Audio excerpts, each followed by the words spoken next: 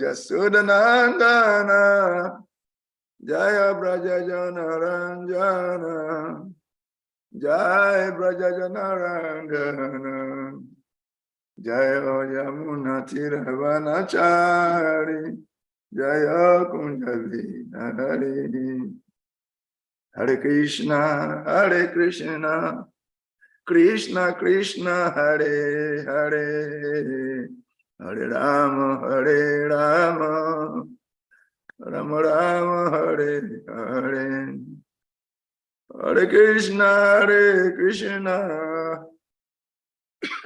Krishna Krishna, Hare Hare, Hare Rama, Hare Rama, Rama Rama, Hare Hare, Hare Krishna, Krishna Krishna, Hare Hare, Hare Rama, Rama Rama, Hare Hare, Hare Krishna, Krishna Krishna, Hare Hare, Hare Rama, Rama Rama, Hare Hare Krishna, Krishna Krishna, Hare Hare, Hare Rama, Rama Rama, Hare Hare.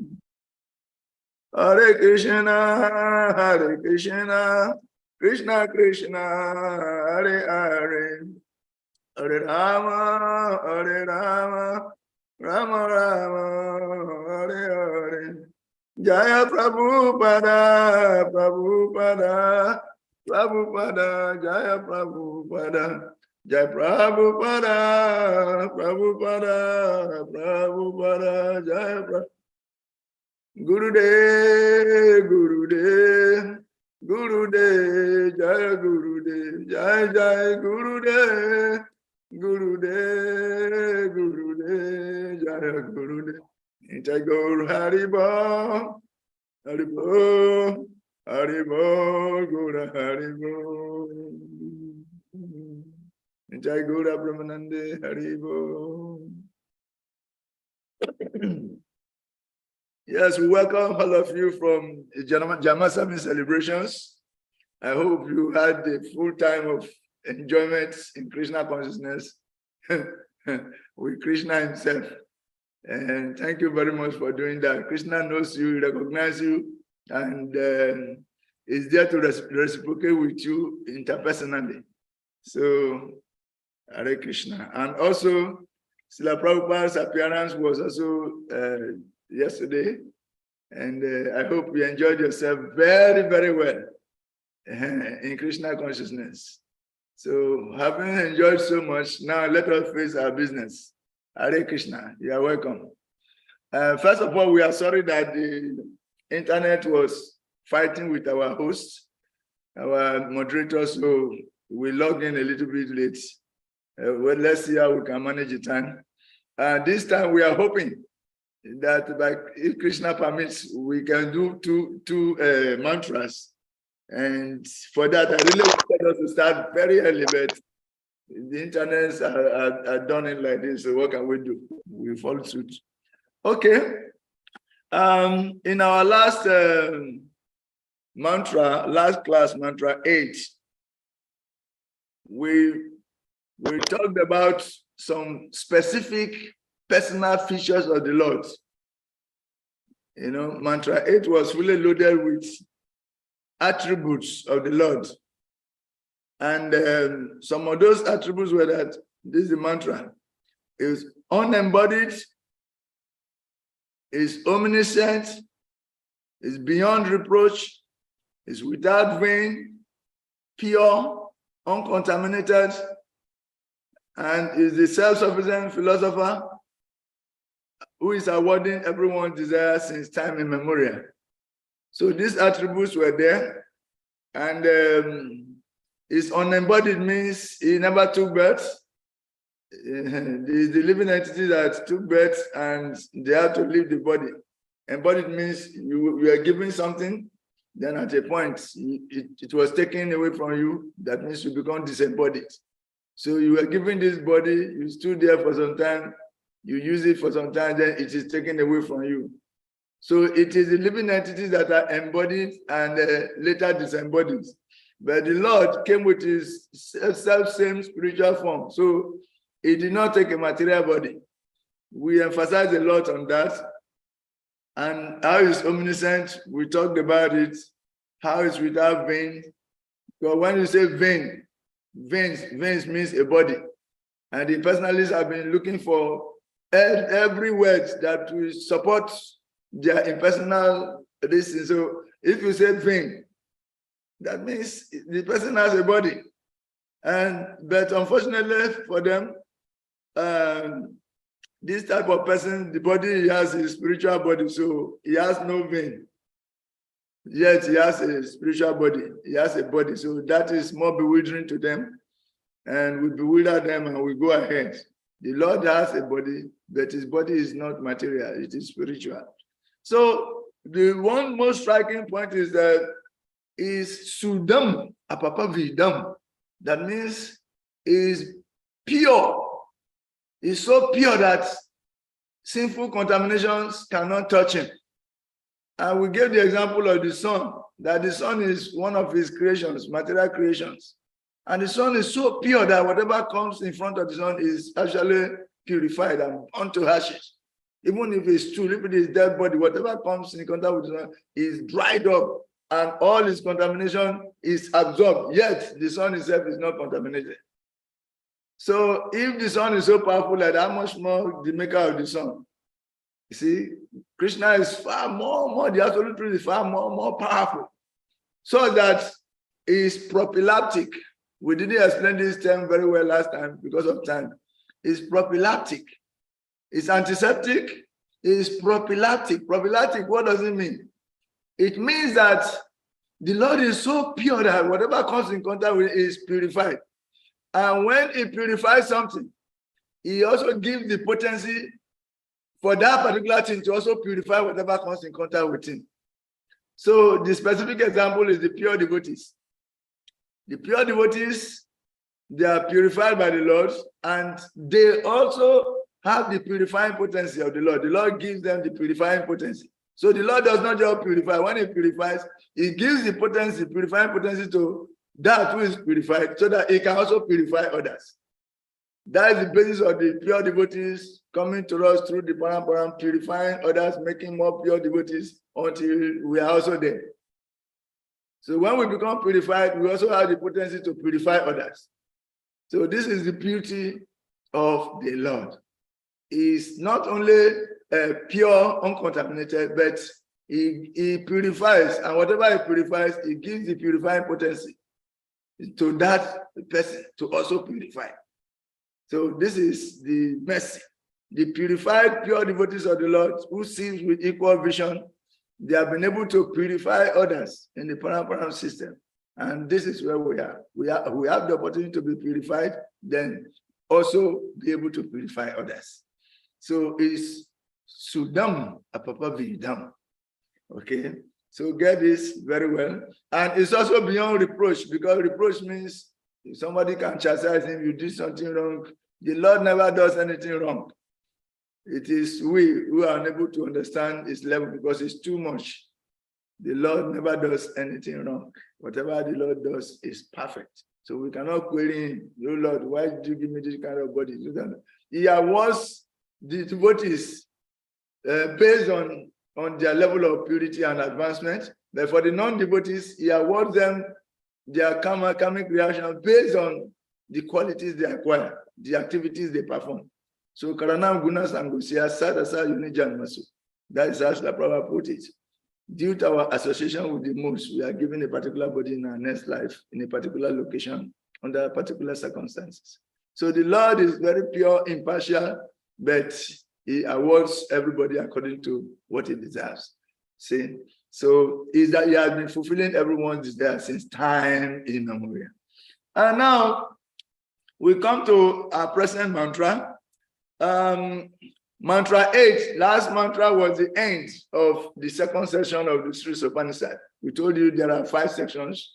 This is the beginning of the 3rd session. Mantra 9 is the beginning of the 3rd session. And the 3rd session is that, okay, the last session said the Lord, to understand the Lord, we have to develop pure vision. And the pure vision, the embodiment of the pure vision is the Uttama Bhakta, the pure devotees of the Lord. They see the Lord, they see the soul, they see the super soul, and they are relating to it directly. So they are so pure, and they are able to purify others. And such persons, they can really see the Lord. Okay? So here is a continuation that to see the Lord, first, we have to offer our head. We have to offer our head. That is the first part. This second part, third part is into 6 mantras. Mantra 9, 10, 11 is telling us how to offer our head. Then the next 3 mantras are telling us how to offer our hearts. That it is not an intellectual exercise. To understand God is not an intellectual exercise. It goes beyond that. We have to offer our hearts. Then the last section is that even though if we offer our hearts, that is not still enough. The Lord has the right to reciprocate or not. He has the right to reveal himself or not because it's independent. Therefore, we have to pray for him to remove the effulgence so that we can see him clearly. That is the last mantra. So we are in this session now, first session of mantra, first session of the third session. First subsession of the third session. That's where we are. Okay. We are going to recite the mantra now. And this time we are not going to recite only mantra 9, but we recite mantra 9, 10, 11, 12, 13, 14. And for that, we want everyone to unmute so that we can all recite it together. Anyhow it comes, it's acceptable. Let all of us make effort in reciting this session. Okay. And Tamaha Pravisanti. Everybody should be reciting. Unmute yourself and be reciting. Unmute yourself and make endeavor in reciting, please. Unmute. Unmute. Okay. The noise will be so. Tamaha Pravisanti.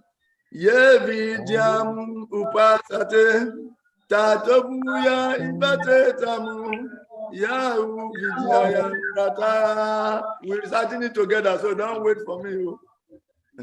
Anyad evedu vidyaya anyad au avidyaya iti susrumadirana yena stad chachaksire. Go to the next one. Vidyam chavidyam shayas yad vedo bayam saha avidyaya mritu tritwa vidyaya amrita asute. Move to the next one. Anda tamaha pravisanti yes ambuti upasate tatabuya ibate tamu Yahu Sambutiam Brada. Go to mantra 13. Anyad Ebahu Sambabad. Anyad Ahu Sambabad. Iti Susrumadirana. Yena Star Vishashat. Last one. Sambutim Cha. Vina Samcha. Yasta Bedwam Saha Nambutiam Ritam Asmute. I couldn't hear anybody's recitation, but it's okay. We have done that. Let's go back to mantra 9. Go back to mantra 9 now. Our present mantra.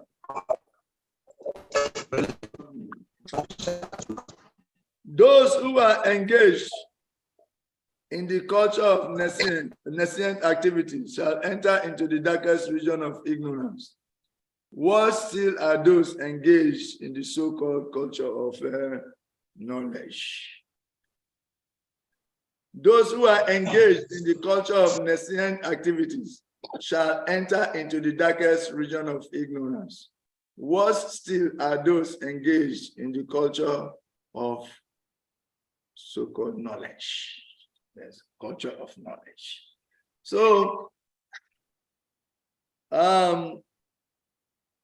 we can see that the first 3 verses here deals with vidya, and avidya.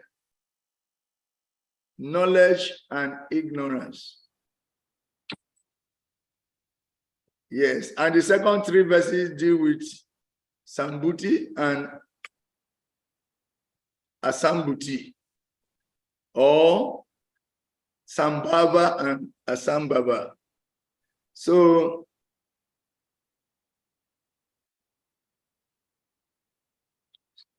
in one of the previous mantras, La Prabhupada talked about the killer of the soul. Can anyone remember that mantra?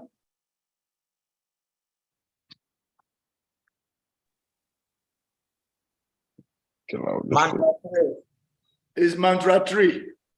In mantra 3, La Prabhupada said the translation is that the killer of the soul, whoever he may be, shall enter into the darkest region of ignorance.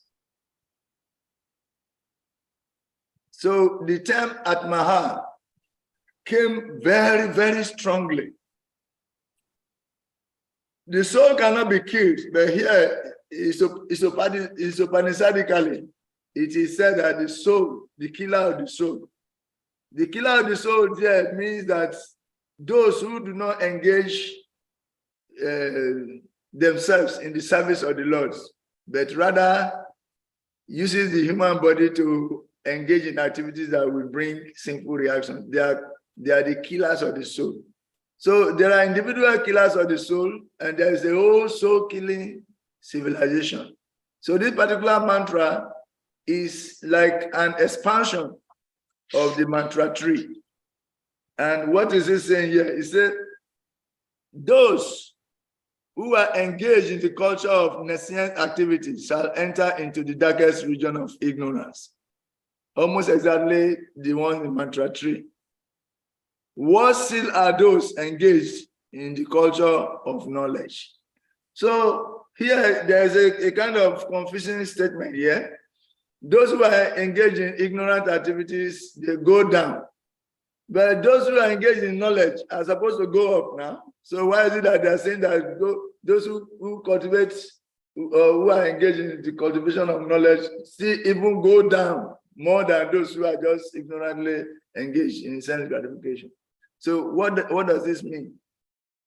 What kind of knowledge? This is so-called knowledge. So-called knowledge. Understand? So-called knowledge means it's actually not knowledge, but it appears to be knowledge. So that is dangerous. It's even more dangerous. And as we go into the purports, we are going to see everything clearly. Very, very clearly. See? That is it. Those who do not follow the Sabbatia principles and act contrary, they are killers of the soul. And those soul-killing individuals and the soul-killing civilization all leads to more suffering. See? But we are saying here that those who cultivate ignorance, they go down. And we are saying that those who cultivate knowledge, or so-called knowledge, they even go further. Why? It is because what they are presenting appears to be knowledge, and people follow them, and they mislead people. Okay? If you are ignorant, you are only engaged in ignorant activities, you mislead yourself. But now you make arrangement to mislead others. Mass. You present yourself as somebody who is in knowledge, but in actuality, you are not in knowledge, you are in ignorance. And you package it in a way so nicely that people see you to be in knowledge, and they follow you, and they perish with you. So you are more dangerous because you are not only pushing yourself down, but you are creating platform to push others down. So their situation is more dangerous. This is what this particular verse is talking about. And who are those type of people? Those type of killers of the soul, different types of killers of the soul. They are explained in this verse, in this particular verse. As we go through the purport, you will see. So-called knowledge. What does it mean? And those who do not recognize the Sabbatia principle, but are acting as if they are learned men, misleading people. These are the people who are considered so-called cultivating so-called knowledge. Okay, so we are going to study the different killers of the soul, and that is the purport of this verse. So we can just go straight into reading the verse. This time we are going to read the verse, and we read paragraph by paragraph, and we address it, and we go on very fast, because the whole subject matter is two people are addressed here: two types of killers of the soul, and an extension of these two types, are still given. This is just this particular. So let us read the purpose. Go people, read the purpose, please. Read paragraph 1. In this mantra, there is a comparative study of Vidya and Avidya. Avidya, or ignorance, Yes. undoubtedly dangerous, but Vidya, or knowledge, when mistaken or misguided, is even more dangerous. In modern human civilization, this explanation of Sri Isopanishad is more applicable than at any other time in the past. Modern civilization has advanced considerably in the matter of mass education, and yet the result is that people are more unhappy than before on account of too much stress on material advancement, without any taste for the most important aspect of life, the spiritual aspect.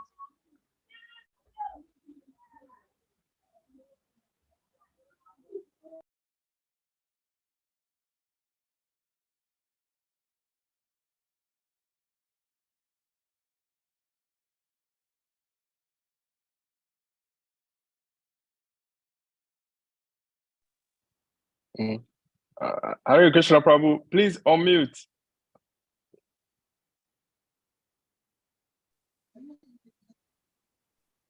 Hare Krishna. Thank you very Govinda. much. Good morning. Hare Hare Krishna. Prabhu. Hare Krishna, Bhakta Bride, Prabhu. Welcome. Hare Krishna, Prabhu. Hare Haribo.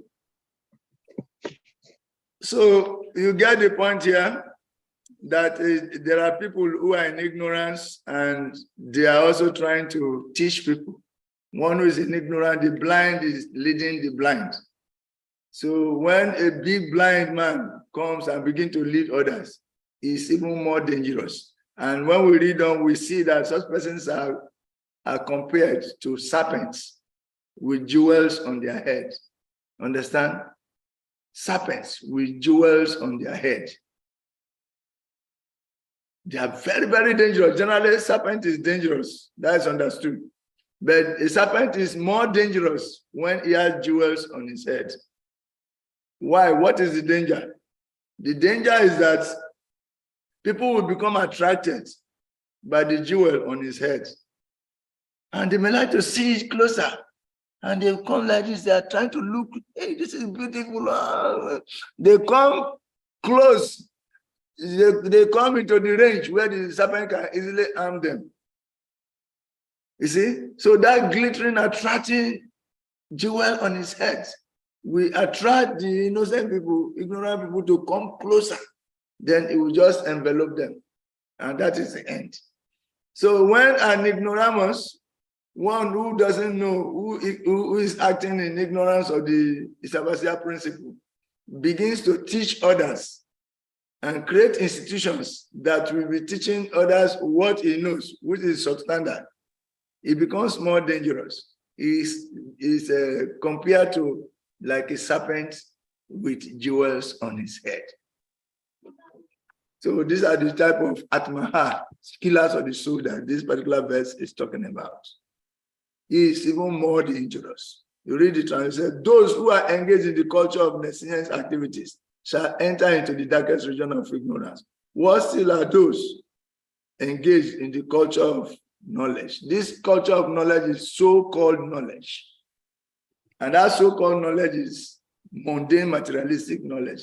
So those who are trying to put people deeper into mundane materialistic knowledge, they are even more dangerous than the ordinary ignorant man. Because the ordinary ignorant man, we are going to read about him, is like an ass. An ass is very, very, very, very stupid. Can you remember the qualities of can somebody talk about remember some of the qualities of an ass? What distinguishes an ass from other animals? Ass or a donkey. What distinguishes it from other animals?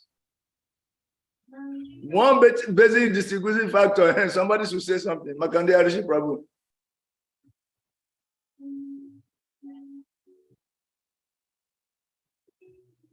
Okay, let me go on. What makes it more dangerous? One basic characteristic of the ass is that it carries burdens, big loads for the master. It carries big loads for the master. Why? Because the master is showing him some grass or some carrots that look very attractive, and he has hope. He has a hope of getting the carrot. So you know what the master does? The master will tie a long stick, to his head side. Then the carrot will be dangling in his front. He will be seeing the carrot. So he wants to eat the carrot by all means. He doesn't think. So as he's seeing it in front of him and he's walking towards it, since the stick is tied to his body, the carrot is also moving ahead. The more he thinks he's getting closer, the more the carrot is also going further. And in this way, hoping to eat this carrot, he walks for a long time. He walks a long distance, carrying heavy loads. The master is tricking him. He's a foolish animal, so he's tricking him. And he takes him far, carry heavy load to a far distance by dangling carrots or grass in front of him. And this is an ass. One other characteristic of an ass is that he's giving grasses to chew, turning grasses. And when he's chewing that turning grass, the tongue will tear his tongue and there will be blood. And when the blood mixes with the grass, it produces a particular type of taste. And he's thinking he's relishing this nice taste, like food with salt and food without salt. The blood becomes like the salt, and he's relishing it. And he's going on relishing it, not knowing that it is his own blood that is acting as the spice. So this is foolishness, the foolish heart is very foolish. And also when the ass decides not to move ahead, that is tired, he will just withdraw from everything and kneel down and he just stay there. He rebels directly. And he will not go. Even if you kill him, the master can beat him to any length, he will just stay there. Tolerating it's not going anywhere. Foolish. So he has these wonderful characteristics. So it is said that the ass is the symbol of stupidity. The ass is the symbol of stupidity. Whereas the second type of man is compared with a cobra, a deadly snake with jewels on his head. He attracts people and misleads people. So it's even more dangerous. So let's continue the purport. Balalila Prabhu, can you read the paragraph 2?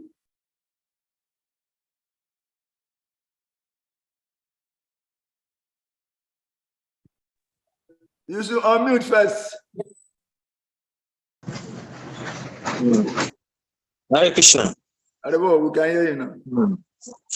As far as Vidya is concerned, the first mantra has explained very clearly that the Supreme Lord is the proprietor of everything, and that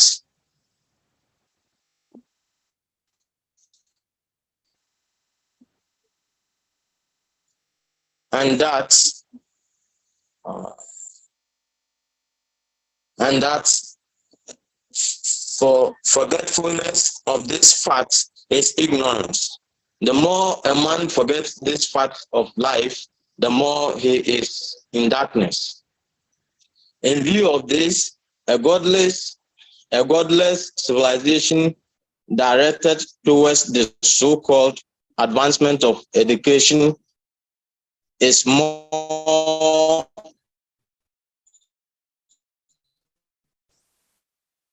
dangerous than a civilization in which are less educated. Okay.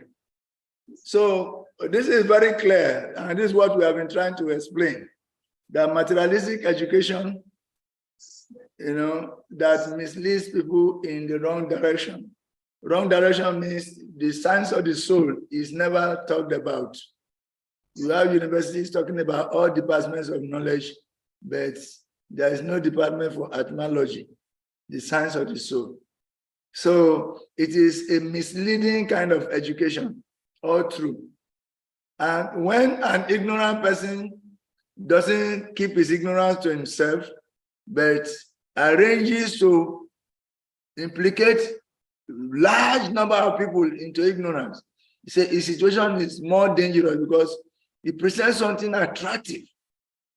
He attracts the ignorant people with his presentation, only to lead them in the wrong direction. So material education that ignores the science of self-realization is that kind of education.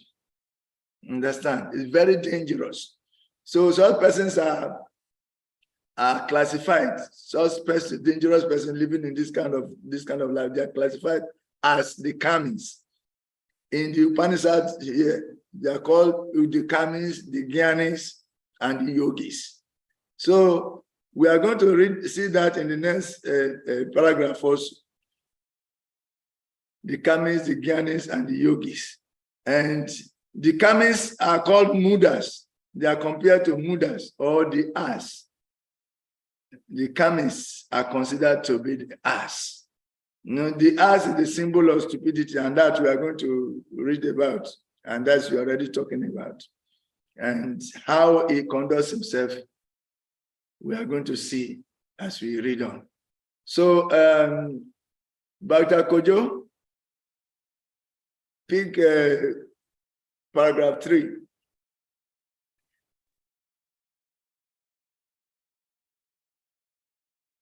Of the different classes of men, kamis, jnanis, and yogis. The kamis are those who are engaged in the activities of sense gratification.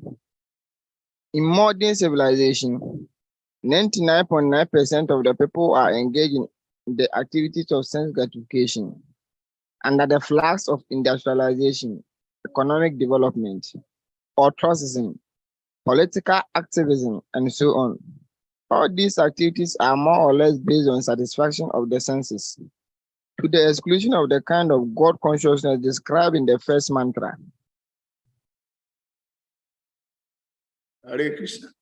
So this we have already explained, but as we are going on, you can still pick some points, and a point that strikes you and you want to talk about it, we shall do that. But for now, let us just be going on, because this is the kind of person we are talking about now. The symbol of stupidity. Those who are engrossed in pursuing sense gratification to the exclusion of self-realization. They are the symbols of stupidity. They want to gratify the senses and they are mad after it.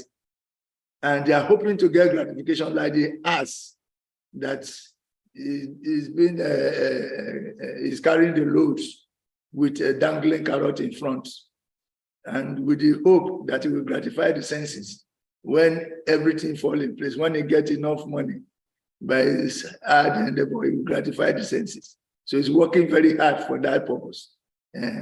Such a person is like a materialist, somebody engrossed in materialistic pursuit of sense gratification.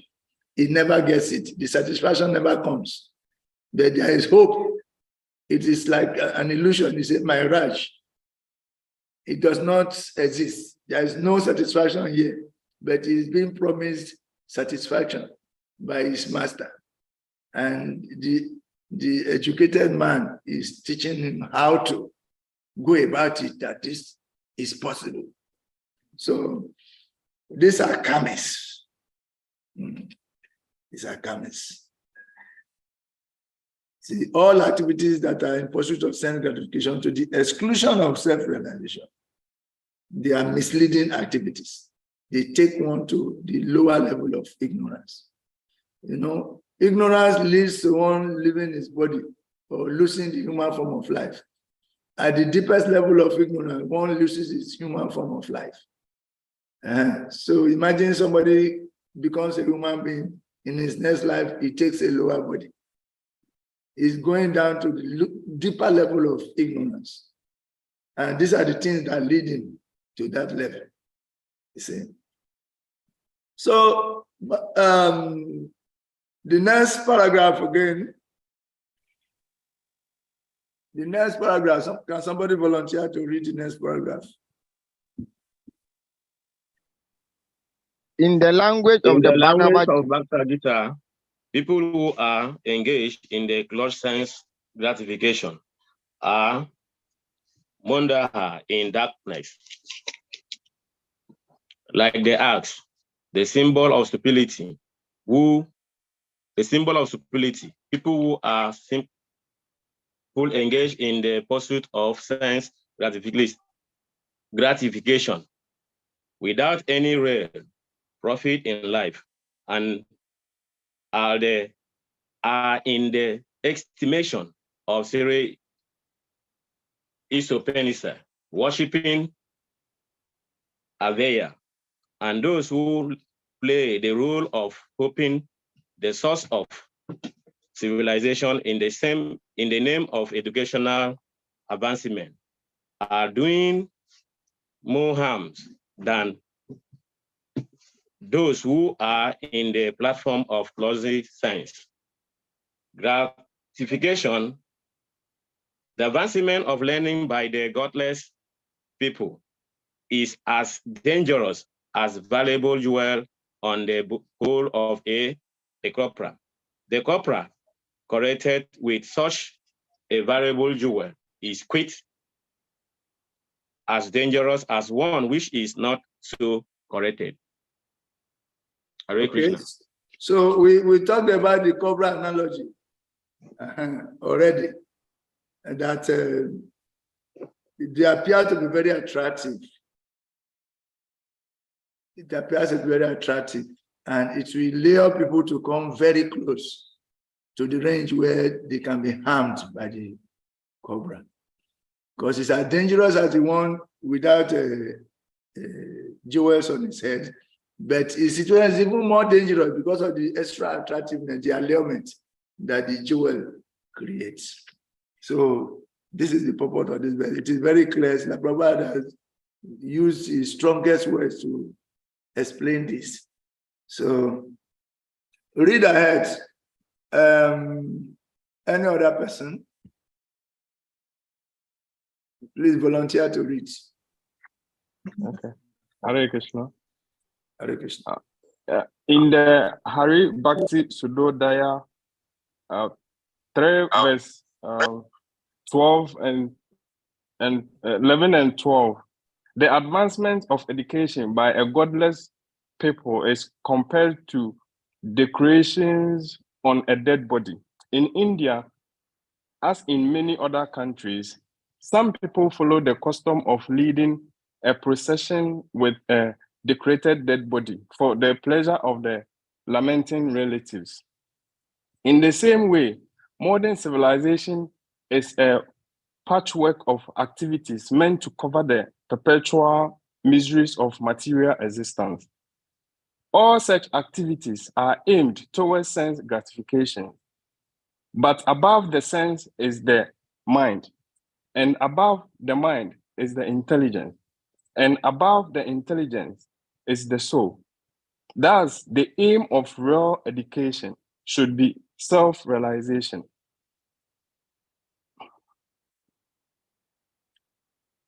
Is that all? No, I'm coming. Okay, should be self-realization. Okay, self-realization of the spiritual values of the soul. Any education which does not lead to such realization must be considered avidya or nuisance. And to culture such nuisance means to go down to the darkest region of ignorance. Okay. So this is it. Very self-explanatory. Unless somebody wants to share some critical points, or to want to put it in a language that everybody can see it clearly, more clearly. Dr. Kojo, your hand is up, please. Unmute first. Yeah. In this paragraph, what I can say about this paragraph is that the form of education that the modern world is giving to us is more concerned about sense gratification, which is avidya, ignorance. And this ignorance is going to lead us to the darkest region of ignorance. That this activity, that lamentation, that is suffering, all this education is not the purpose of God's consciousness. That is the self-realization of our super soul. Hare Krishna. Hare Krishna. Thank you very much. Stephen Govinda. So far, what we have read, if you have some comment to make. Yes, Prabhu. So Yeah. in this chapter, it is clearly understood that the creation of dead bodies is only meant to please the lamenting relatives. And this scenario is compared to the modern civilization, the modern education we are having now. We are busy studying things that is like that ends with the body. Like it doesn't take us anywhere. So the real knowledge is spiritual education, which we carry on to the next life. So I think it is clearly understood here that we are all misled, and we should be thankful that we have this knowledge, and we should put all our enthusiasm in it, because this knowledge doesn't just end here. We need it in our next life and so on. Hare Krishna. Hare Krishna, thank you very much. Other people should throw more light. Some other people, you have something to add to it.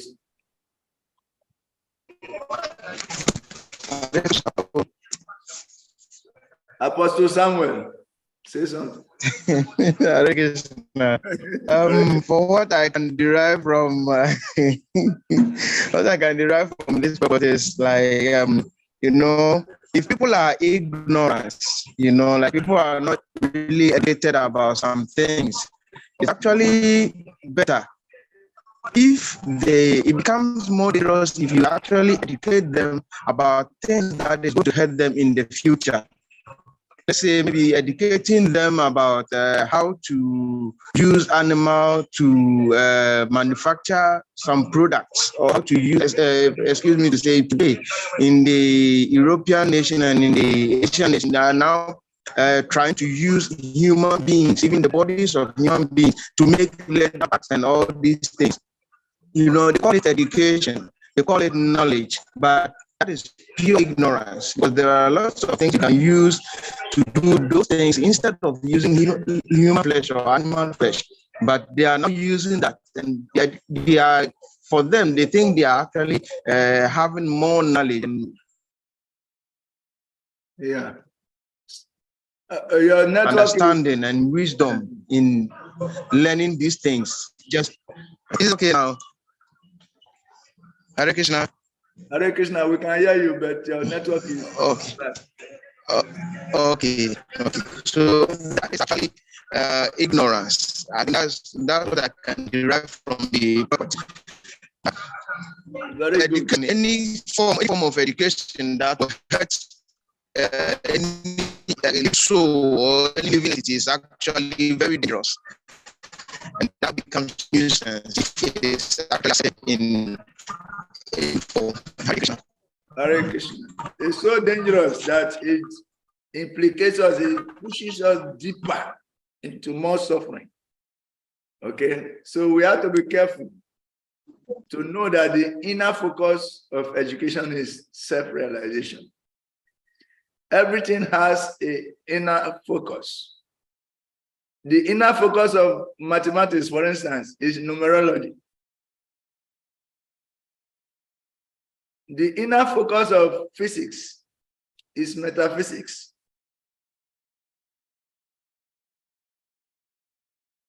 The inner focus of chemistry is alchemy.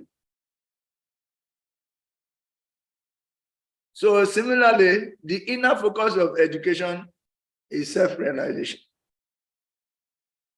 So when one cannot go beyond the periphery to realize the inner focus, to connect everything to the inner focus, then is on the surface.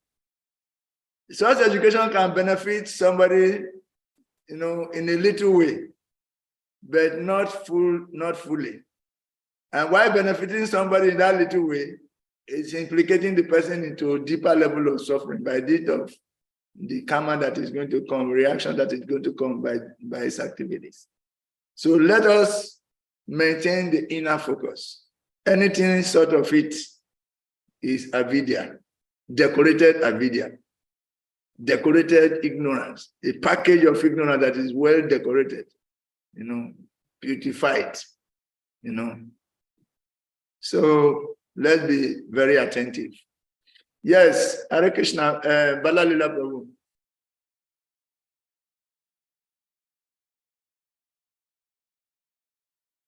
Hare Krishna. Hare Krishna. I want to contribute something small. Okay. In mantra 9, according to mantra 9, it clearly spells out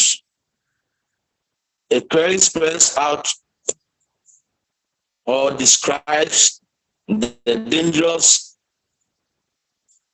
destination of those who are acting in ignorance, and also for the destination of those who are acting in ignorance, and for those who have. Okay, Bala, your network is fighting you, almost defeating you. Quite So the knowledge of the absolute truth like that. Misleading people. Hare Krishna. Carry on. Hare Krishna. We are hearing you Hare now. Krishna. Hare Krishna.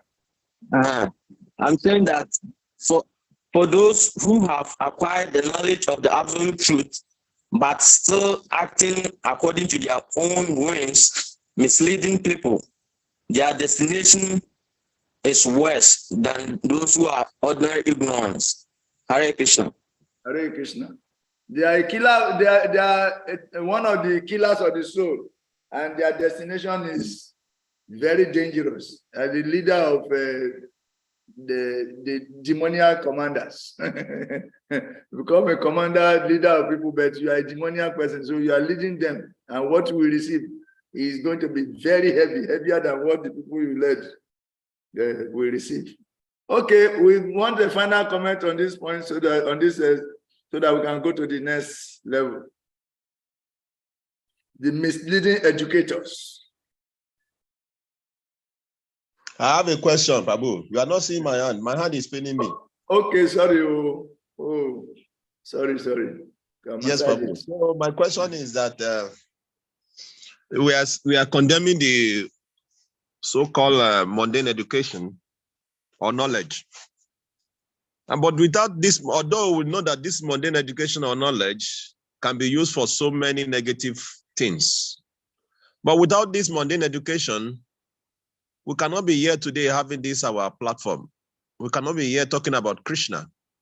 So is it that the mundane education is completely wrong. Today now, if we are sick, they will rush us to the hospital. That knowledge of how to maintain the body or care for our body is mundane. It's not spiritual. If you want to go to from midday there now to go to the city center, we have to take a car. You have to take a car to the city center or enter bus or take a Uber.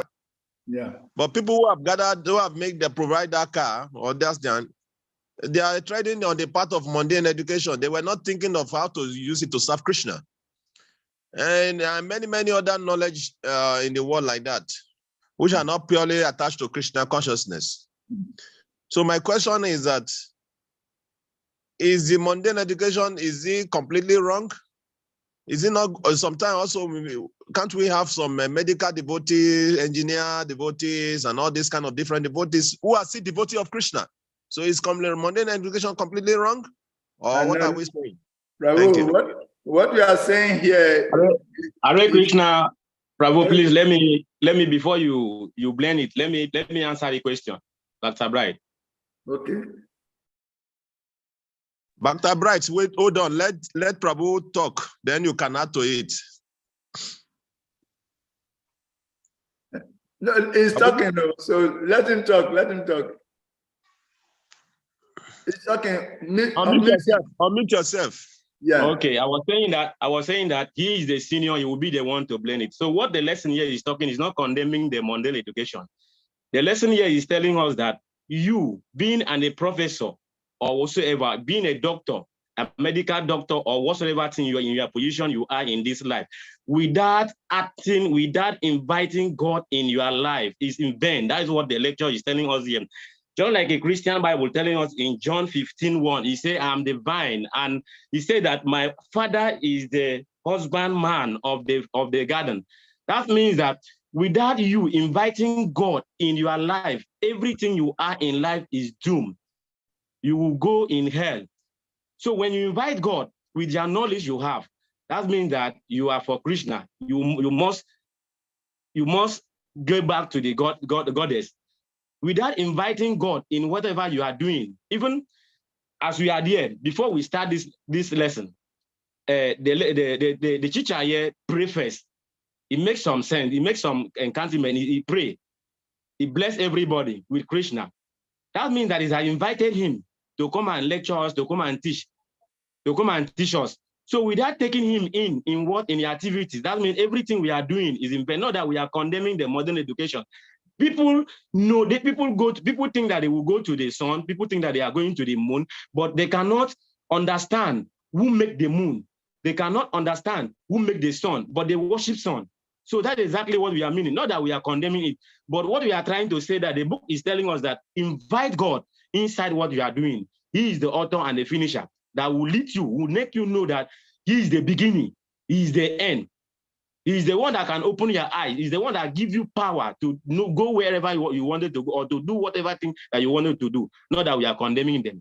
That's why he said that, is there any need decorating a dead body? Somebody that correcting, that was died, in the name of sympathizing with the honor of the dead body. Is there any need spending money to do that? He now mentioned people, he said in other countries, they did that. I see that there is no need of doing that because that is waste of money. That is waste of time. Thank you very much. Thank you very much. You got the point. Hare Krishna. Hare Krishna, you got it right. You got it right. In fact, in Africa also, we decorate dead bodies. There are certain traditions that decorate dead bodies so much. They attach so much.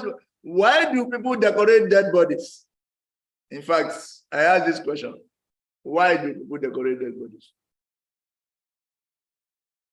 Those who send their answer up, you can answer this question first. Start from there. Hare Krishna. Hare Krishna.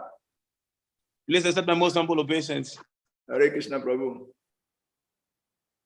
First, I want to apologize for not being in your class last week because I was busy. I have to apologize to all the students.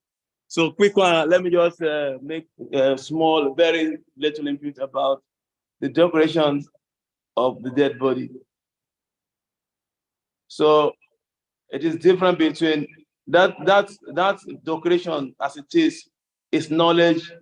One, it has to do with tradition-related issues on different tribes. So every tribe have their way of doing their things. But as Vaishnava, we condemn that fact that a dead body should be decorated. The reason is that is a disease that you can't even stay with. Only you, even if you're a mother, you can't stay with your mother who is dead for 2 days in the same room without running away. So that is the truth. But because of the level of realization and tradition, realization is of the spiritual aspect of life, but tradition is purely community or tribe issues. So those are the reasons why dead body is being decorated in most places. Like our chariots, they die, and what they wear them is just a dhoti and shada, and then a tilak on your face. They are Gayatri mantra thread, and that's all. And they are very, very okay or burnt. So there's no need for that. So these are the two different things. One is realization and tradition on the other side.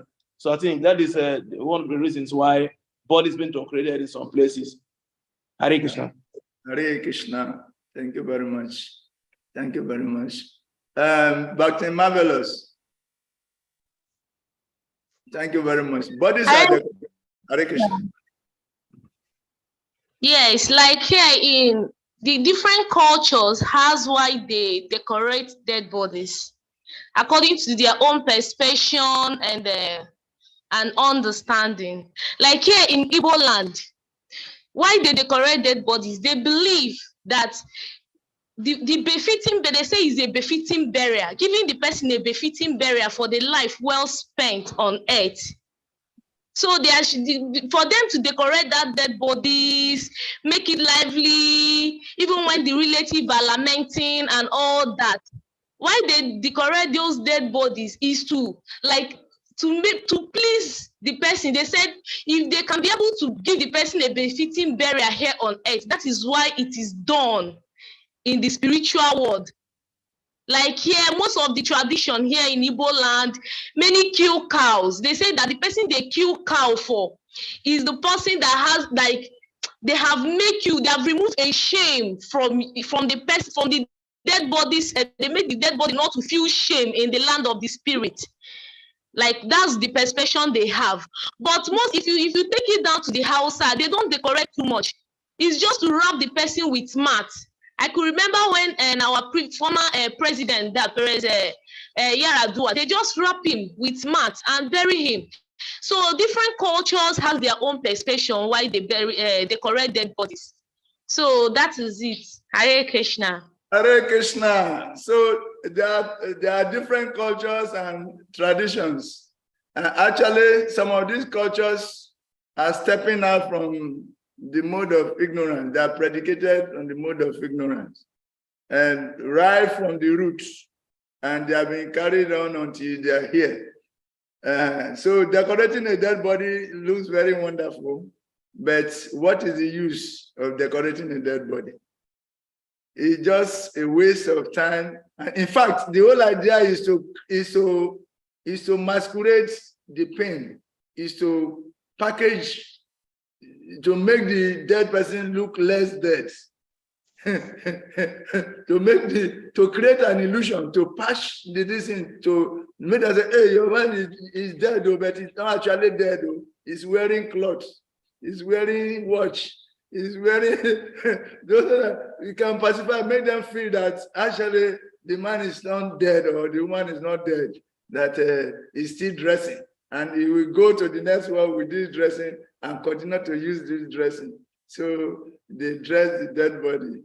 And the idea is to create illusion, to dribble, to try to take away the people's eyes from the reality, that this is a nasty situation. It's a patchwork. It's a patchwork. Just like modern education is a patchwork to make people feel that they are on track. What they are doing is okay, but in actuality, you can never be satisfied. You just be looking for one same gratification after the other. Looking for one, you gratify, you want another one, you want another one. It's fleeting. It's fleeting. So they decorate, they package it, they package it in a way that you will feel that it's still nice. So, but a dead body is a dead body. A dead body is a dead body. And it should be made away with. That's all. No matter how you decorate the dead body, it will not wake up. It will not talk. You see? So if a tradition is predicated on deeper knowledge, they see this illusory false impression that is being created to pacify the lamenting relatives. It's a false impression created to pacify the lamenting relatives. That, oh, it's not so bad, though, the situation we are seeing is not so bad. He's wearing the best of clothes, he's still there, and we don't want to make him feel shame. So we kill a cow. They commit more sins trying to decorate a dead body. They kill a cow who is Krishna's pet. They kill it. And what happens is that they're enjoying it. When they pacify the deceased people, the relatives, they go and enjoy the cow. They eat the cow and dance and make new friends and make new girlfriends and boyfriends and continue to enjoy on top of the dead body. So that whole arrangement is a preparation for another level of sense gratification. They putting each other into deeper illusion, misleading the people that, oh, no, it's okay, it's all okay, don't worry. We can enjoy it on top of it. They dance, they go and look at the dead body and they dance, they go and put it inside the ground. It's all over. So this is decoration, mundane education that does not recognize the supremacy of the Lord. Mundane education that cannot connect to the supremacy of the Lord is condemned.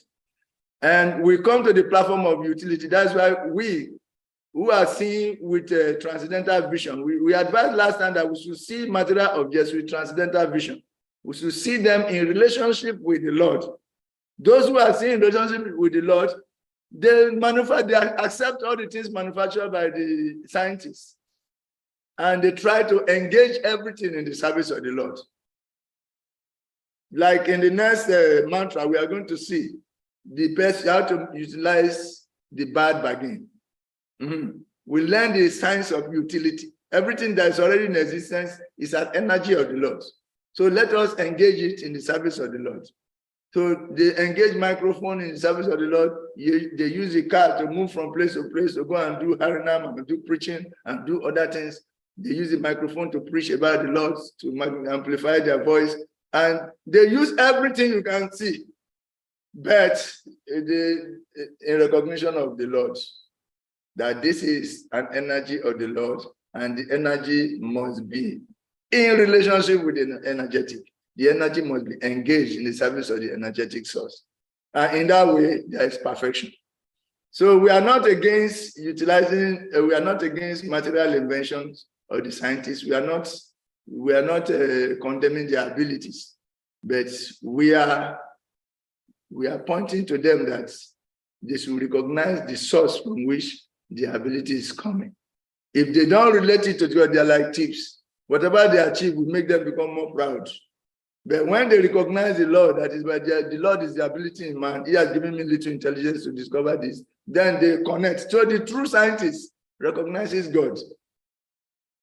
He recognizes God and tries to glorify God. We should become that kind of scientist, not the one who forgets God and lead people to think that it is by their own efforts that everything is happening. If it's by their own effort, why don't they stop there? It's not by them. They're supposed to be able to stop that. Up to now, they have not been able to do that. They have not been able to stop that. Meanwhile, they're saying they are very powerful, they are very advanced. They have not been able to stop old age. They have not been able to stop disease. So they are just packaging everything. They manipulate, they manufacture something, and they enjoy it. And the ignorant people are thinking that, hey, these scientists are wonderful. They cure the body for some time, then the body will still fall. Even their own bodies will fall in the process. So the sooner we start to dovetail everything in glorifying God, the sooner we try to see the ability of in everyone as coming from God, and begin to glorify God with every opportunity, the better for us. Sure. And now, the mistaken educators, they are the ones we are talking about, and they are classified into 4 according to this purport. So can somebody continue the reading? Paragraph 5.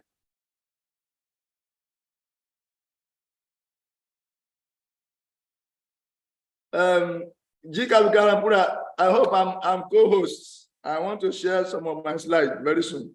Let us go ahead fast so that I can share this slide and we move ahead and see how far we can move. Such mistaken educators are known in the Vedic language by 4 names: Veda, Reta, Majaja, Parahadata, Janana, Asura, Bhavan, Narahatma. The Vedic Veda Reta people pose themselves as very learned in the Vedic literature, but unfortunately they are completely divided from the purpose of the Vedas. In the Bhagavad Gita, it is said that the purpose of the Vedas is to know the personality of Godhead, but these Veda Reta men are not at all interested in the personality of Godhead. On the contrary, they are fascinated by such results as the attainment of heaven. Hare Krishna. Hare Krishna. So can we read somebody read the next paragraph in addition? As stated, Hare Krishna. Krishna. As stated in Mantra 1, we should know that the personality of Godhead is the proprietor of everything, and that we must be satisfied with our allotted portion of the necessities of life. The purpose of all Vedic literature is to awaken this God consciousness in the unforgetful living being. And this same purpose is presented in various ways in the different scriptures of the world for the understanding of a foolish mankind. Thus, the ultimate purpose of all religions is to bring one back to Godhead. Hare Krishna. Hare Krishna. So is that understood? What do you understand by this? Somebody should say something here.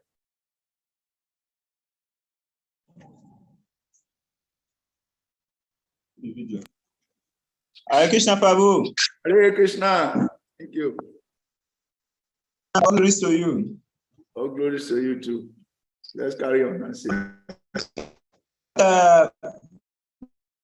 What I also mentioned in chapter 66, when Krishna told Arjuna that Savandamam Bhaktajamam Kansaranam Rajaham Mukshaya Shimi Mam Sucham, abandon all the right religion. So one on all varieties of religion. Can you off your video to see whether you can get a better reception? Networks there. Okay, so can you hear me, Prabhu? Yeah, better now. Okay. So I said, according to that verse of Bhagavad Gita, Lord Krishna said one should abandon all varieties of religion. So I'm saying one may now ask, Lord Krishna said we should abandon all varieties of religion and surrender to him. Is Krishna consciousness not a religion? The Hare Krishna movement, is it not a religion? So when Krishna said we should abandon all varieties of religion, Prabhupada explained in his purport. He said when they say abandon all varieties of religion, Krishna is simply trying to tell you that you should give up on man-made religion and focus on the true religion, which is based on love and understanding God. So what the Papa is trying to tell you is that we should strive for self-realization and try to surrender unto the Lotus Feet of God instead of identifying ourselves with Hare Krishna movement, Hinduism, Christianity, or Islam. So that is what Papa is also emphasizing on this purport, this paragraph, that the purpose of all religion is to go back to God, which means to love God and commandment. Hare Krishna. Hare Krishna. Okay, that is nice enough.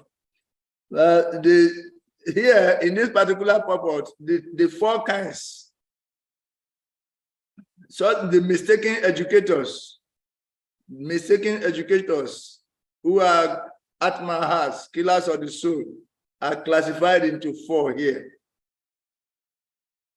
Veda Vadarata, Mayaya Pahrita Gyana, Asuram Bhavam, then Naradama. But in this particular part of the ISOPANISHAD, the focus is on the Veda Vadaratas and the Mayaya Pahrita Gyana.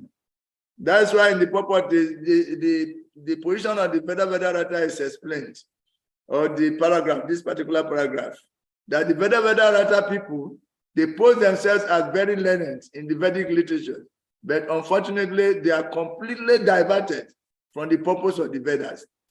Can anyone remember the purpose of the Vedas, as in Bhagavad Gita 15:15?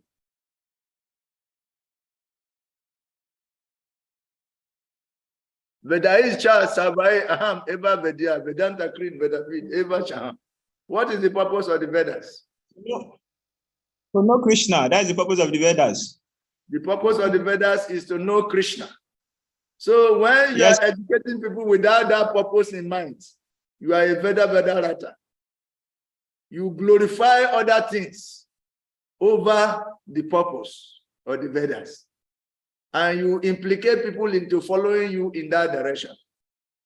There is variety, but there is no unity. There is no harmony. So that is very, very dangerous. The Veda Vedarata people, they pose themselves as very learned in the Vedic literature. But unfortunately, they are completely diverted from the purpose of the Vedas. In other words, they emphasize on the Kamakanda aspect of the Vedas that give flowery language. If you worship this God, if you worship this deity, you will attain this. If you worship this, you will attain. How to attain sense gratification. Who to worship, how to worship what deity in order to attain a particular sense gratification. This is the focus. They glorify sense gratification as the purpose of the Vedas. And they teach people, they teach people how to follow in that direction. They are called the Veda Vedaratas. They are very dangerous. They can be very learned in the Kamakanda aspect of the Vedas, but they have no idea about the Bhakti aspect of the Vedas.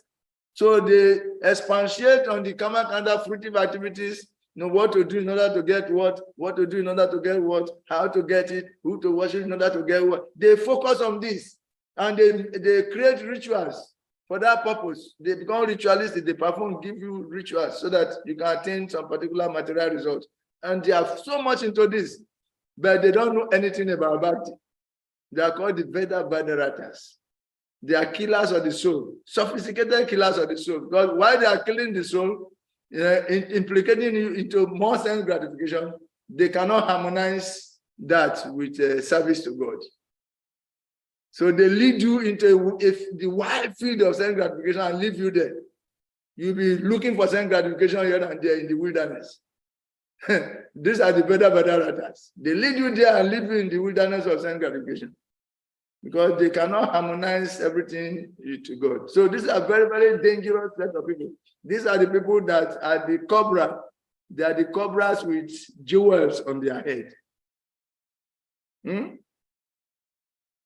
They teach that Kamakanda. They are attached to the flowery language of the Vedas. Like what did Krishna tell Arjuna? That is to rise above the flowery language of the Vedas and come to understand the written.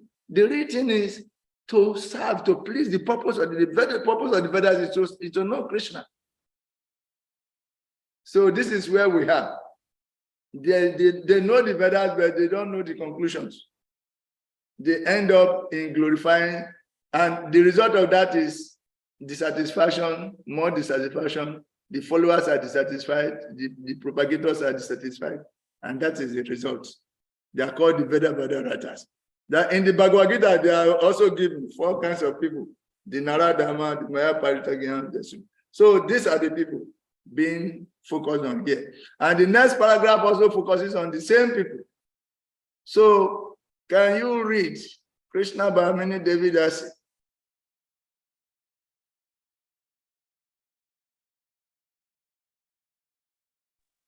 Okay. Hare Krishna.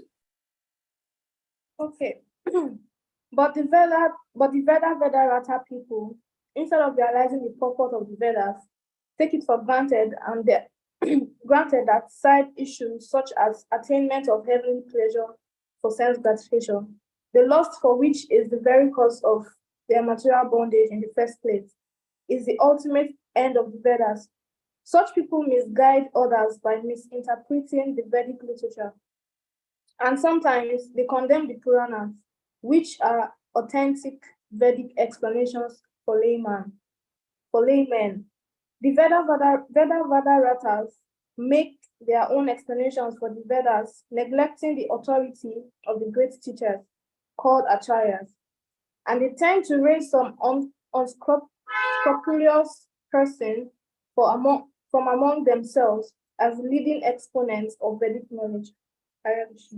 Hare Krishna. So they are not only implicated themselves, but they become teachers of Kamakanda.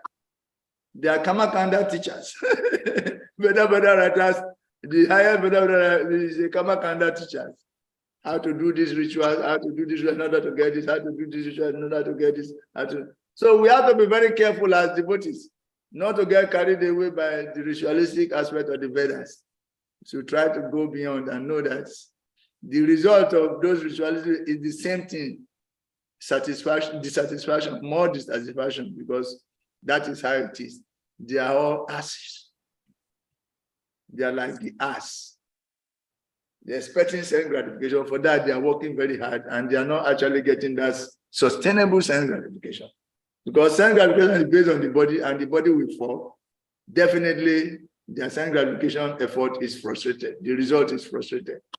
You see, but when you go beyond to try to know the Lord, who is the source of this, and try to serve him and glorify him accordingly, then you are arriving. Hare Krishna. So okay, let's read to the end fast, very fast. The one specific thing mentioned is that the Veda Ratas make their own explanations of the Vedas. Understand? Neglecting the authority of the great teachers called Acharyas. They neglect the Mahabhagavatas. They neglect the vision of the Mahabhagavats, and they give their own interpretation because the goal is sense gratification. While the Mahabhagavats, the Acharyas, they are telling you to give up sense gratification and learn how to engage everything in the service of the Lord. Water the root. The Veda Ratas, they water the leaves. They teach you how to water the leaves, not the root. Understand? And when you fall down and crash, they are not there to save you, but they will teach you how to water the leaf, climb the tree and be watering the leaves, because that is where the fruit is coming. So can you see?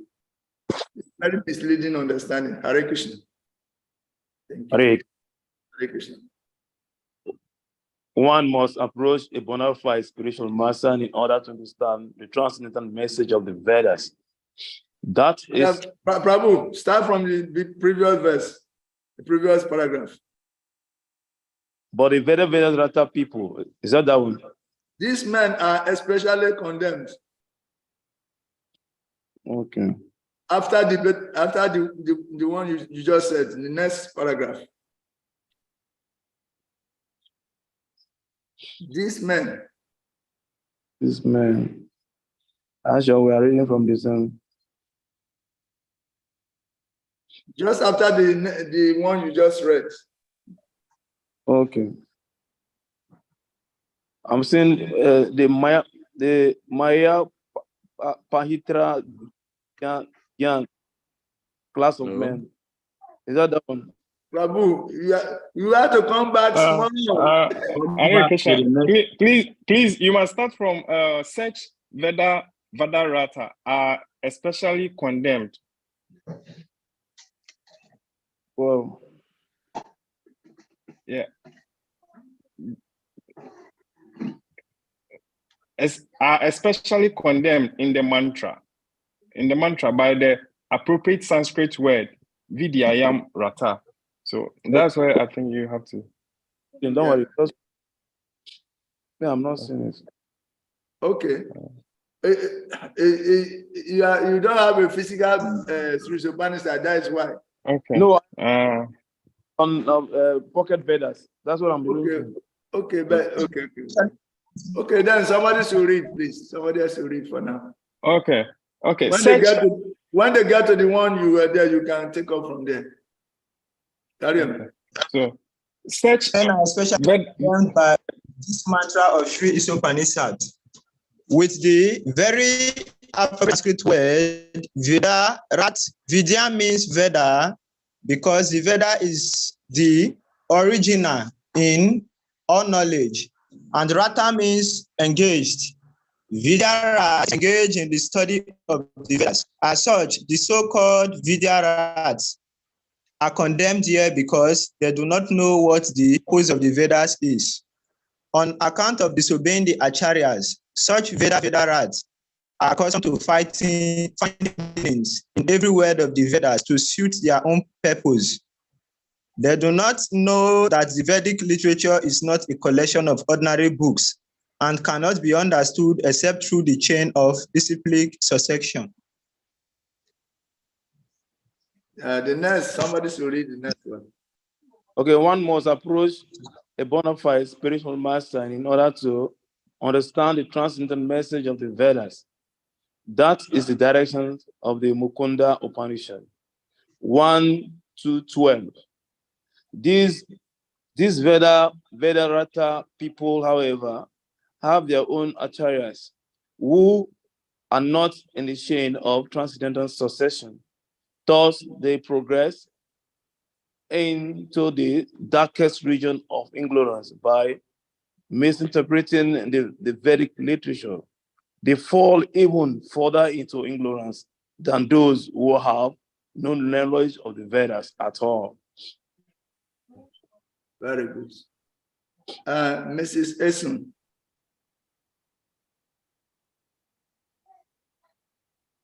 Read the next paragraph, the last paragraph. Veda, both the Bible, all the scripture, they're called Vedas. So, V-E-D-A-S. Mrs. Esun, read the next paragraph. Oh, Jasmine Shan, we are hearing you.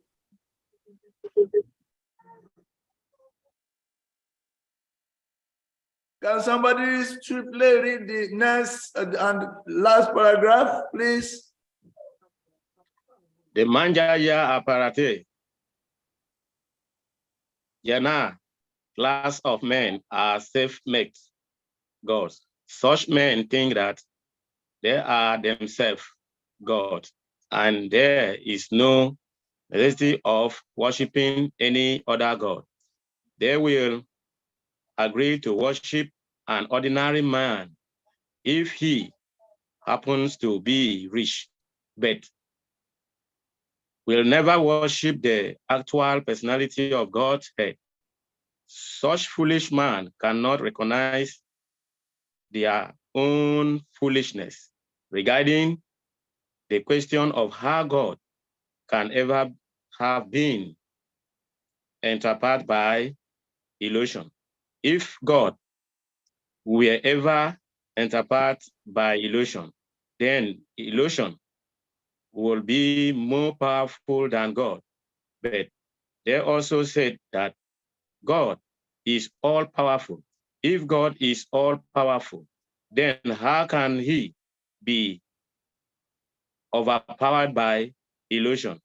The self-made God cannot answer all these questions very well, but they are satisfied that they have become God themselves. Hare Krishna. Hare Krishna. So It is clear. The Veda Ratas do not recognize the authority of the acharyas, and they create their own levels, and they mislead themselves and the rest of people. And in that misled condition, they end up creating their own God, making somebody else God and worshiping the person. If they see a rich man, they can worship the rich man because their goal is gratification. And this is going on.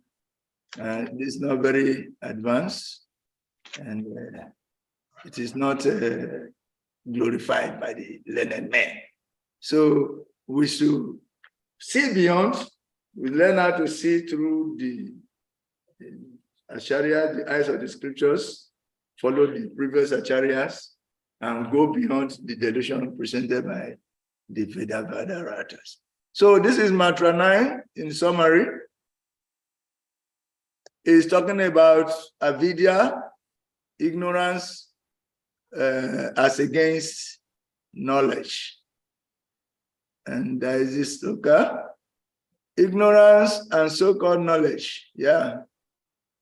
How is it? How is vidya and avidya? Real vidya or real knowledge is to understand our relationship with the Lord and to act accordingly. And so-called knowledge is to not know, but try to present themselves as oneself as a knower. When you don't know, you try to present yourself as a knower, then you are a so-called knower. The knowledge you present is called so-called knowledge. Something is disturbing my presentation here. Let's go on.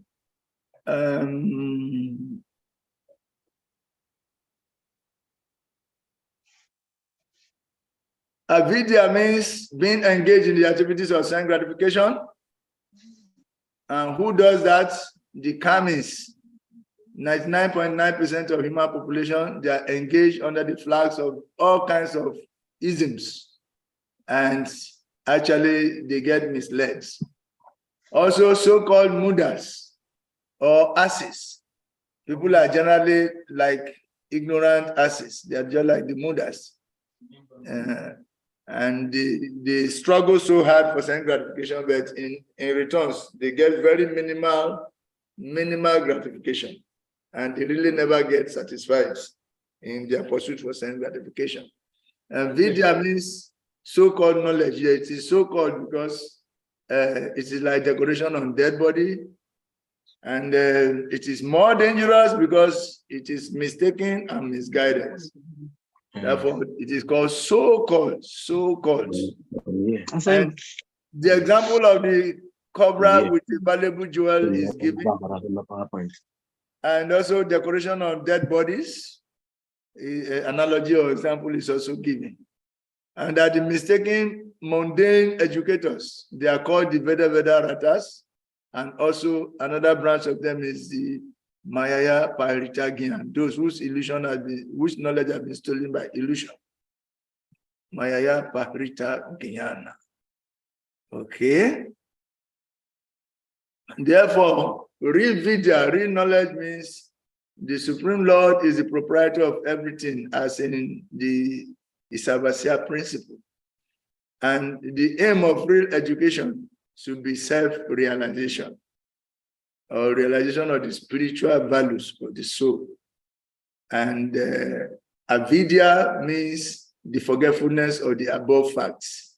And the more a man forgets these facts of life, the more he is in darkness. So this is it. Got it right? More elaboration is given here as to what is being taught by Madhu Acharya, who is a devotee.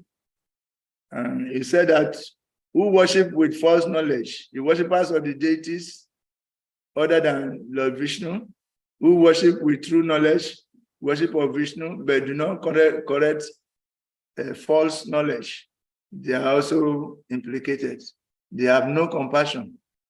And therefore the teaching is that those who know Narayan, who know Krishna in his true form, free from faults, and simultaneously criticize those with false knowledge of Vishnu are the true devotees. A true devotee, he knows and he corrects. He knows and he corrects. See? Okay, the conclusion is that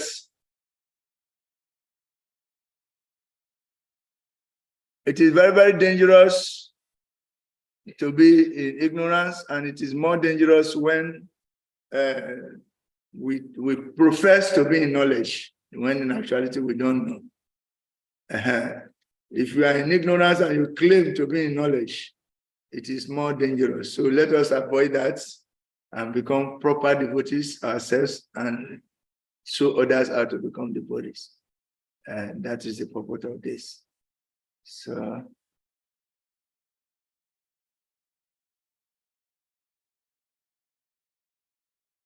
let's come back to ourselves now. We have talked about this part of the subset or the section of the Sri Upanishad, the first mantra. The second mantra and the third mantra are also elaboration of this.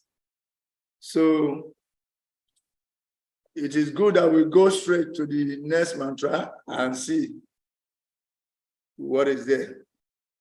Mantra 10. Can someone read this sloka? Mantra 10.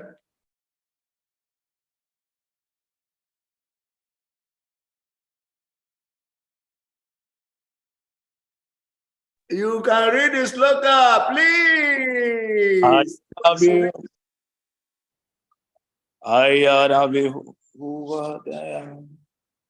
Andyanavo avidya astis urma deranam yadnastar visesha sire. Read the translation also. The wise have explained that one result is derived from the culture of knowledge, and that a different result is obtained from the culture of nescience. The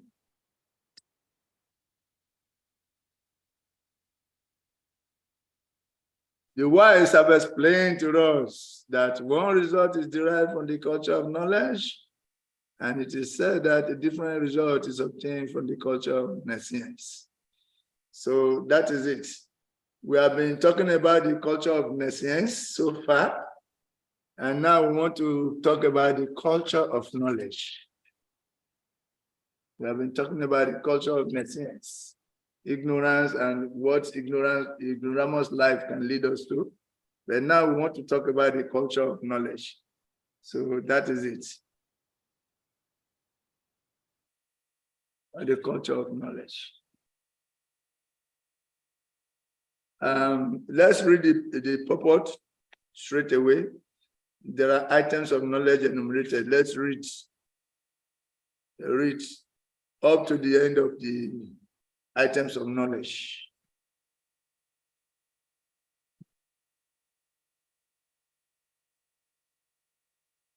Dr. Lucky, can you off your video and read so that you can be clear? Read all through the items of knowledge. Okay.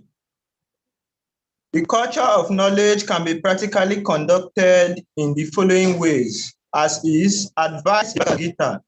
There it is said that 1.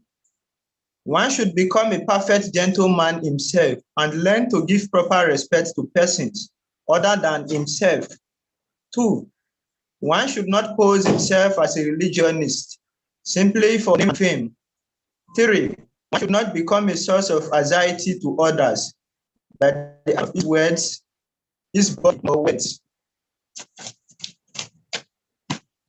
3. That is a 4. One should learn forbearance even if there is provocation from others. 5. One should learn to avoid duplicity in his dealings with others. 6. One must have a bona fide spiritual master who can lead him gradually to the stage of spiritual realization.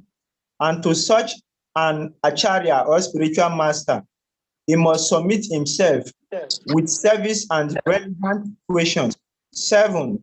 One must follow the basic principles in the revealed scriptures in order to approach realization. 8. One must be fixed up in the tenet of the revealed scriptures. 9. One should completely refrain from practices which are detrimental to the interest of self-realization. 10. One should not accept more than what he requires for the maintenance of the body. 11. One should not falsely identify himself with the covering of the gross, not as his own those who are related with his body. 12.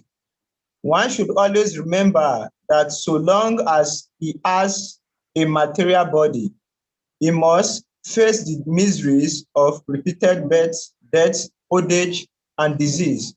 There is no use in making plans to get rid of these miseries. The best thing is to find out the means by which one may regain this spiritual identity. One should not be attached to more than the necessities of life required for spiritual advancement. 14. One should not be more attached to wife, children, and home than is ordained in the revealed scriptures. 15. One should not be happy or distressed in regard to the desirable and undesirable created by the mind. 16. One should become an unalloyed devotee of the personality of Godhead, Sri Krishna, and serve him with rapt attention. 17. One should develop a feeling for residing in a secluded place with a calm and quiet atmosphere, favorable for spiritual culture, and thus avoid congested places where the devotees congregate. 18. One should become a scientist and make research into spiritual knowledge, not material knowledge, organizing that spiritual knowledge is permanent, whereas material knowledge ends with the death of the body. Hare Krishna. Hare Krishna. Thank you very much. So we can see clearly that the items 1 to 5, they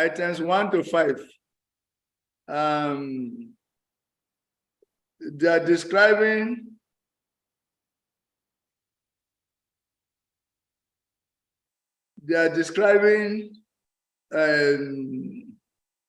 what? Item 1 to 5, they are describing one thing. And item 6 is describing another thing. Then from 6 to down to 18, actually there are 20 items of knowledge. And are also describing another thing. If you are not studying the purport critically, you will not know the difference. Okay? First, the previous verse is describing avidya, and this particular verse is describing vidya as a continuation. They finished describing avidya and its consequences. And now, Srila Prabhupada is describing vidya, knowledge. Then it now breaks it down, into items that to acquire spiritual knowledge is not some, paperwork. It's not something theoretical. It is a cultivation. It is a cultivation of qualities. It is a cultivation of values. It is, a kind of awakening oneself to specific desirable state of consciousness.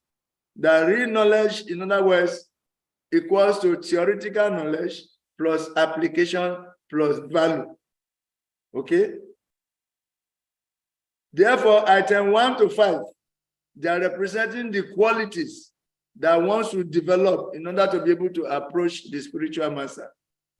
Items 1 to 5 are qualities we should develop in order to be able to approach the spiritual master. And they're also clearly given in the Bhagavad Gita, chapter 13, verse 8 to 12. This particular aspect is exported from the Bhagavad Gita, chapter 13, verses 8 to 12. If somebody has the guitar, I can also read it out for us to hear. But the most critical point are the first 5 items. These are qualities we must develop. Yes, in order to be able to approach the spiritual master. And the 6th item is taking shelter of the spiritual master. Okay? The 6 items are those. It centers on taking shelter of the spiritual master. That is the 6th item specifically. Then from the 6th to the 20th, then it contains what the spiritual master will teach, what the spiritual master will instruct you about. First, the qualities you must develop in order to approach the spiritual master. Then you approach the spiritual master. Then what the spiritual master will teach you, the focus of the spiritual master's teaching. That is it. So if somebody should open Bhagavad Gita 13, 8 to 12. The first quality is amanitwam, or humility. Humility is one of the key qualities. Humility is the beginning of spiritual qualities. It is like a thread. Humility is like a thread that, connects all the beads together. Like your chanting bead, it has a thread in between the beads. So it is that thread that connects all the beads together. It is called humility. So of all the spiritual qualities we must develop, humility is the number 1. The most important quality is humility. Then the second most important quality is, without humility, you now approach the spiritual master. So humility, approaching the spiritual master, and doing devotional service. That means number 1 item is the most important. The next item is number 6, and number 16. 1, 6, 16. These are the key, the most important qualities, the most important essential items we must acquire. Number 1, number 6, and number 16. 1, 6, 16. So that is it. Amanitwam, Adambitwam, Ahimsa Shanti Arjavan. These 5 qualities, amanitwam, humility. That's why Lord Caitanya emphasized on humility. Even to be able to chant the Maha Mantra properly, you have to develop a humble frame of mind. Humility is defined in many ways. You can go and look for different definitions of humility as part of your homework. If you don't become humble, you can really not understand anything. You cannot even associate with the devotees. If you are not humble, there is no spiritual life for you. Once you are pride, once Yudhishthira and Duryodhana were sent, they were sent out by their teachers. They sent Duryodhana, say, Duryodhana, go around the world and bring somebody that is superior to you, 1 person. And Yudhishthira, you also go around the world and bring 1 person that is inferior to you. They both went around for a long time and returned back. And Duryodhana said he did not see anybody that is superior to him. Yudhishthira also came back that he did not see anybody that is inferior to him. So Yudhishthira is the personification of humility, while Duryodhana is the personification of pride. With pride, you go nowhere in spiritual life. With humility, you go everywhere in spiritual life. You achieve everything in spiritual life. Then taking shelter of the bona fide spiritual master, very critical. Then all these are meaningful when they are dovetailed to serving Krishna. So mantra 1 or item 1, these are items of knowledge. Number 1, number 6, number 16. These are the most important of all. Because all other ones are to subordinate you to mantra item 16. Taking shelter of the Lord in devotional service, serving the Lord. That is what it is. So nobody has been able to find Bhagavad Gita. Read. Okay, read. please. Prudence, humility, tolerance, simplicity, approaching a bona fide spiritual master, cleanliness. Dr. Ganesh, yeah, there is network problem there. Ojasvishan Prabhu, take over. Network has judged in your favor. So, carry on. pridelessness, non-violence, tolerance, simplicity, approaching a bona fide spiritual master. Wait, they mentioned the first five clearly first. Again. Humility. Prideless. We are not hearing humility from you. Why? Humility. Good. Pridelessness. Good. Non-violence. Yes. Tolerance. Simplicity. Approaching a bona fide spiritual master. Cleanliness. Steadiness. Self-control. Renunciation of the object of sense gratification. Absence of false ego. The perception of evil, of birth, death, old age, and disease. Detachment, freedom from entanglement with children, wife, home, and the rest. Even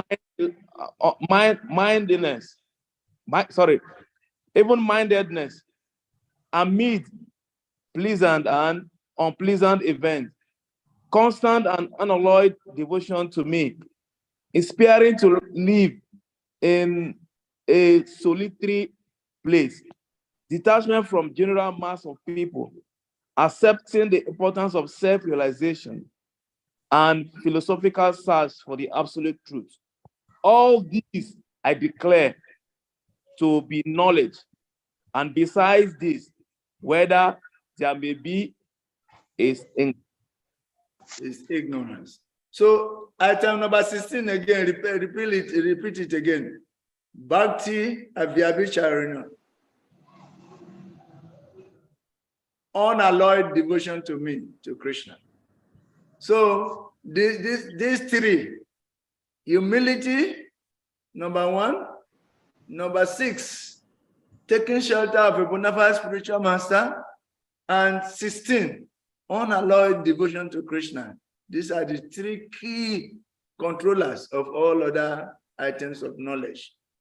And all these 20 items there are considered knowledge. Everything else is ignorance. So we are going to continue from here. For now, our time is up. It's good that we are able to cross to this level before. So tomorrow we try to finish this up. Then we finish the next. We try to finish the next mantra. So thank you very much for coming. But before we go, first of all, I want to announce that there is a course that is being floated. 2 courses. One of them is the regulative principles of freedom, to be taken by His Holiness Bhakti Damodara Maharaj from Monday to Friday in the evenings by 5 to 6:30 Ghana time and 6 to 7:30 Nigerian time. So we are expecting that all of us here will be able to join this course. We have already floated the poster. You can indicate your interest and I add your name to. Some people have been added already. Those who are not yet added, they should look at it. If they think that His Holiness Bhakti Damodara Maharaj has something spectacular to share with us in these courses, they should please indicate their interest so that they can be added. Then the second one is ISKCON Disciple Course, which is to commence in the first day of next month. So that is later. But for now, the focus is this particular one. So kindly understand this. Those who are in Ghana, who want to give their contributions, because we put something little. In Ghana, it is 30 cedis only. And in Nigeria, it's 1,000 naira only. For that course, 1 week course by His Holiness Bhaktidara Damodara Maharaj. Those in Nigeria should pay into an account that will be forwarded to you very soon. Then once you make your payments, you just screenshot and send the receipt to Jamasami David Dasi, who is going to be like the accountant, a kind of record keeper. So send the receipt to her. Here in Ghana, is Grace Stephen Govinda is in charge of keeping the record. So you can send your mobile money directly to him. He's going to present a particular Momo number to you. Then you'll be sending the Momo to him. And while in Nigeria, you'll be generating the receipt and be sending the receipt so that we can keep record. Jamasami David Dasi is going to be keeping record, is the accountant there in Nigeria, and Govinda, Stephen Govinda is accountant here in Ghana. So kindly cooperate so that we can serve you better. We want to bring all kinds of advanced devotees to associate with us on this platform. Why can't you pick a lady also in Ghana? Please, the person that is already closely working with me is Stephen Govinda. Hare Krishna. The ladies are so far away from me, so I don't want far person. Hare Krishna. So thank you very much. Yamasami is far away from you also now. And that is a fact. But we want a man to be there also so that we can. I prefer the man here in Ghana. Hare Krishna. Forgive me. I want to make a clarification. Prabhu, our time is over now. Can I make a clarification? Okay, be very sharp because they will remove the platform from us very soon, any moment from now. Okay. I want to find out if devotees decide to, let's say, meet, or they decide to open a group on WhatsApp, trying to discuss Bhagavad Gita. Apart from Bhagavad Gita, nothing else, or Krishna consciousness. Is it a wrong? Is it a wrong knowledge-seeking venture? Because it's about Bhagavad Gita and then Krishna consciousness. And it's okay. We are going to talk. There's a platform already. So because you are coming late, that's why there's already a platform. This is first day of coming to class since. Yeah. So you are going to meet. We are supposed Stephen Govinda. Meet Stephen Govinda is going to tell you what to do. You go through Dr. Samuel also. Then they will tell you where you will be added to so that you can be making those discussions. So thank you very much. We want to bow out honorably before they remove the platform from us. Jai. Yeah. Hare Krishna. See you tomorrow. Okay. We conclude this one.